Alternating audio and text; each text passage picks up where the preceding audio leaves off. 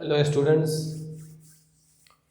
Accounts में आज के लेक्चर में रेशियो एनालिसिस में देखते हैं कि क्रेडिटर्स का रेशियो जो है कैसे फाइंड किया जाता है।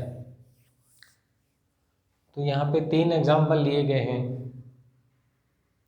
फर्स्ट में purchase 9 lakh, bills payable 1 lakh and creditors 3 lakh.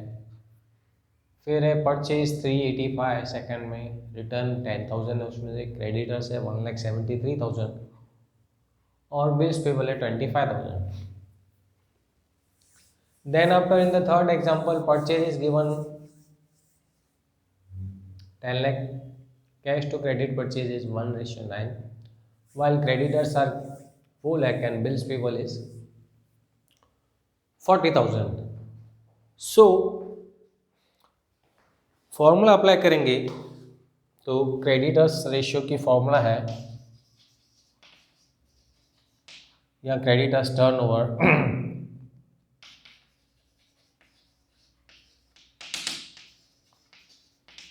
Creditors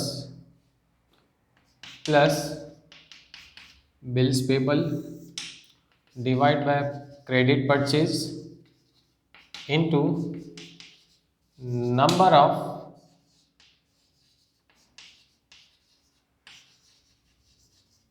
working days. Creditors है 9 lakh, sorry 3 lakh, bills payable है 1 लाख, डिवाइड बाय परचेज है 9 lakh into number of working days लेंगे 365, that means 4 lakh divide by 9 lakh into 365। तो ये 1 2 3 4 5 1 2 3 4 5 जितना हो सके कैलसी को तकलीफ कम देंगे।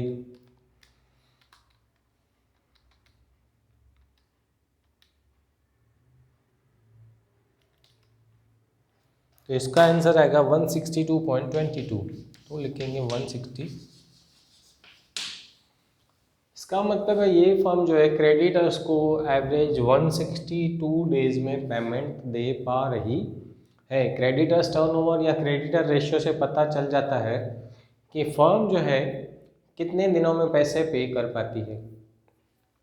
हमको किसी को भी क्रेडिट पे सेल करना हो और उसकी अगर बैलेंस शीट अवेलेबल है हमारे पास और उसमें से देख के हम आइडिया लगा सकते हैं, या किसी कंपनी को कुछ भी रॉ मटेरियल सप्लाई करना हो तो इसको सप्लाई करने जैसा है या नहीं, तो उसकी बैलेंस शीट देख के 2-3 ईयर्स की और आइडिया लगा सकते हैं। 3-4 क्वार्टर्स की कंपनीज की तो बैलेंस शीट जो है क्वार्टर्स में भी बनती है, तो क्वार्टर की बैलेंस शीट देख के आइडिया लगा सकते हैं कि इस फर्म को क्रेडिट पे देने जैसा है या नहीं, या उस कंपनी को क्रेडिट पे देने जैसा है या नहीं। सेकंड एग्जांपल में आते हैं तो क्रेडिटर्स टर्नओवर या creditors ratio is equal to creditor plus bills payable divide by purchase. ध्यान रखना परचेज जो है क्रेडिट परचेज ही लेनी है, कैश परचेज नहीं।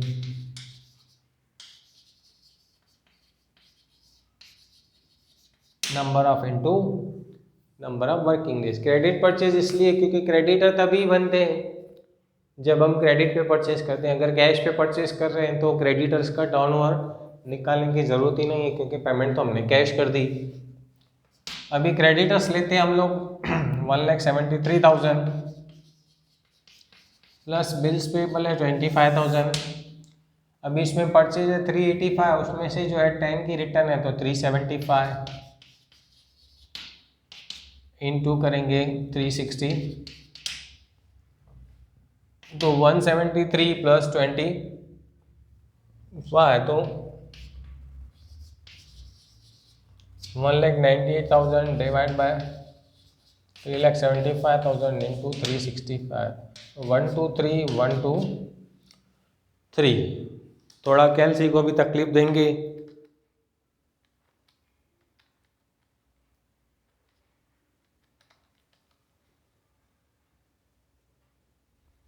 तो 192.71 है, तो इसका मतलब है लगभग 193 days.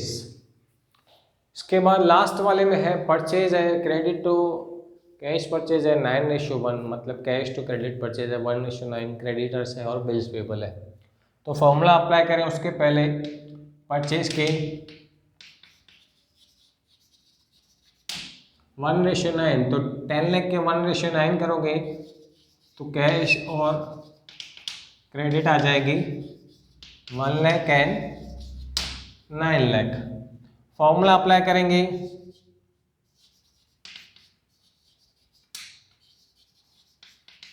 Creditors ratio is equal to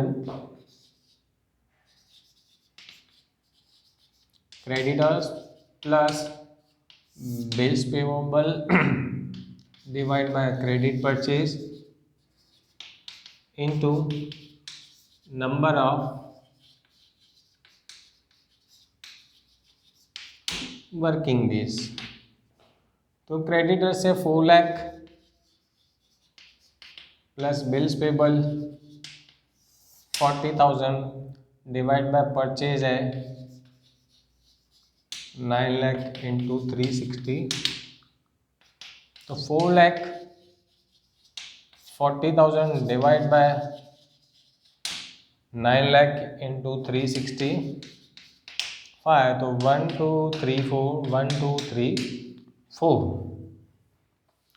365 into 44 divide by करेंगे 90,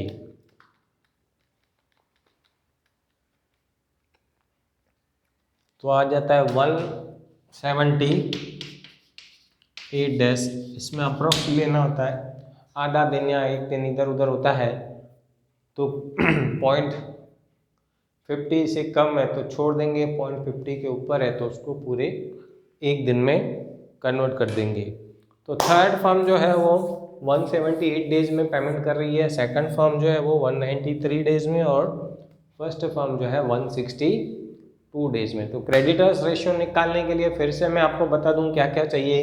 क्रेडिटर्स चाहिए, बिल्स पेबल है तो वो लेंगे, नेट क्रेडिट परचेज लेनी होती है, तो अगर टोटल परचेज है और उसमें कैश क्रेडिट अलग दिया हुआ है तो कैश परचेज को हटा देंगे।